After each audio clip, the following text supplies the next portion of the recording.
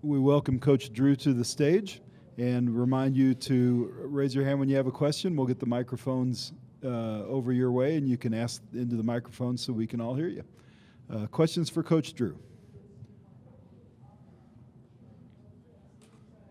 Scott, Freddie Gillespie has come a long way sort of since he showed up as a walk-on from a Division III school. What's his growth been like since he showed up on campus to now? Night and day, and he deserves all the credit because a lot of times, in particular, sometimes bigs don't like to spend a lot of time in the gym. And Freddie was, in that year out, spent more time in the gym than any other player we had. And happy for his success and development because he's put in the work and earned it. Scott, Frank Howard's not going to play because of a suspension. Does that change how you guys approach the lineup that Syracuse is going to put out there?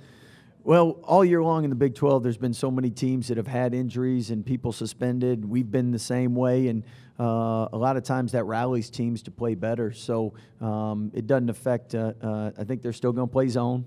They're still going to be long, and they still got a lot of talented players. Coach, what recollections do you have, if any, of your first game as a head coach, Valpo, at Syracuse in the Dome? You know, the irony was we really played well, and we were either up or it was close with like 5 minutes to go. And I was thinking, is this head coaching stuff really that hard? And then the last 5 minutes told me why the profession is so difficult. But the good thing is Syracuse won the national championship that year, and we got to cheer for them the rest of the year. And obviously love watching them play. Coach, beginning the season, you guys were picked ninth in the Big 12. Nobody picked you to come here. Tristan gets injured. Mackay, King go through injuries, but you guys get hot at the right time and overcome so much adversity. Can you just talk about the adversity and what this team has been able to do up to this point?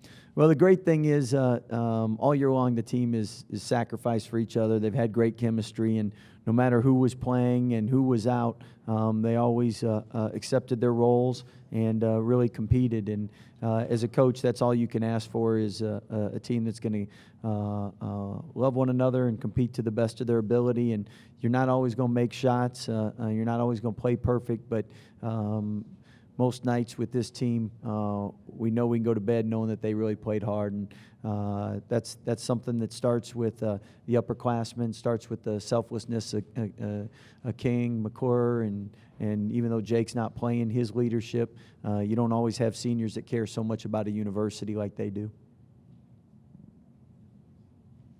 Coach, you know you would have gone anywhere to play, but is it special to come to Salt Lake City with all the Baylor connections here? Absolutely.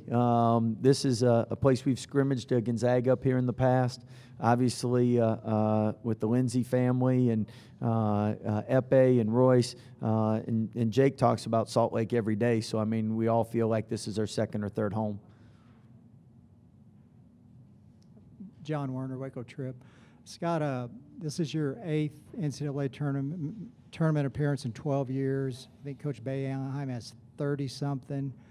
Obviously, you've both built a really good tradition. How much does that help, just kind of drawing on that, even though, a lot of these guys haven't played in the NCAA tournament? Yeah, normally it's a bigger advantage, but because we only have 3 returning lettermen, we don't have as many people with that postseason experience to tell them exactly how things are. And normally, if you lose a close game or you don't play well, everybody comes back motivated to get back and do well. And because we have so many new guys, it's really going to be something that's something that the Big 12 tournament probably benefited us more than anything else from the standpoint playing in a similar type arena and running it just like the NCAA format. I think they got a lot more comfortable with knowing what's expected.